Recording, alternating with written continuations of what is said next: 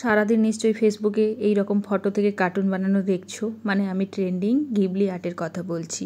তো কি করে বানাতে হয় জানো না, বা অনেকে দেখছো যে অ্যাপ ডাউনলোড করতে হয়, সেই জন্য চুট ঝামেলায় যেতে চাইছো না। তাহলে চলো বিনা অ্যাপ ডাউনলোড করে কিভাবে এই আর্ট বানাবো সেটা শিখিয়ে দিই।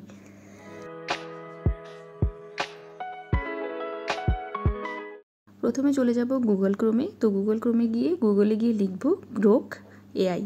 তো এই কথাটা লিখবো, স্পেলিং তোমরা দেখতে পাচ্ছ স্ক্রিনের মধ্যে, GROK AI লিখলে হলো, না লিখলেও হলো, দিয়ে সার্চটা করবে। সার্চ করলে ওপরে এইটা চলে আসবে, তো যেটা আসবে ওটাতেই তোমরা ক্লিক করে দেবে। করে দিলে এরকম একটা ইন্টারফেস তোমাদের খুলে যাবে, ঠিক আছে। এরপর তোমাদেরকে লগ ইন করতে হবে। তো প্রথমেই দেখো এখানে জিজ্ঞেস করছে আস্ক এনিথিং, যা কিছু একটা লিখে দেবে। আমি এখানে ইউটিউব লিখছি, লিখে এন্টার করলাম। তো এন্টার করলে এখানে দেখো উপরে দেখাচ্ছে ভেরিফাইং ইউ আর হিউম্যান, মানে তুমি মানুষ কি মানুষ না সেটা জানতে চাইছে। তো এখানে হাত দিলে তোমার ভেরিফিকেশান হয়ে যাবে।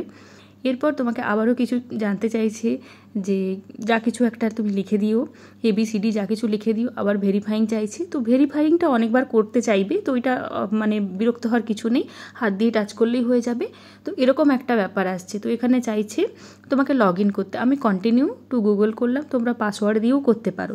তো গুগল দিয়ে করলে তোমার যতগুলো ইমেল অ্যাড্রেস আছে সবগুলো দেখাবে। তো তুমি যেটা দিয়ে করতে চাইছো সেটা দিয়ে টাচ করলে এরকম একটা ইন্টারফেস চলে আসবে। তো আবার আমি আস্ক এনিথিং বলছে XYZ লিখলাম।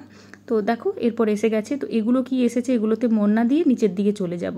তো নিচের দিকে গেলে দেখবে একটা প্লাস চিহ্নের মতো সাইন আছে, ওখানে গিয়ে ফটো আপলোড করতে চাইলে তো দেখবে গ্যালারিতে চলে গেছো। তো গ্যালারি থেকে যে কোনো একটা ফটো তোমাদের সিলেক্ট করবে, করে ফটোটার নিচে লিখবে যে দেখো ফটোটা এখানে আপলোড হয়ে গেছে। এখানে এরপর এই কথাটা লিখবে যে make it in Ghibli studio art.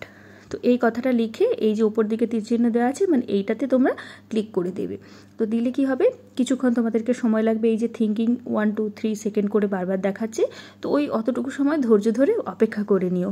তারপর দেখবে নিচের দিকে না একটা ছবি আসতে শুরু করেছে, এই যে দেখো ধীরে ধীরে ছবিটা আসছে।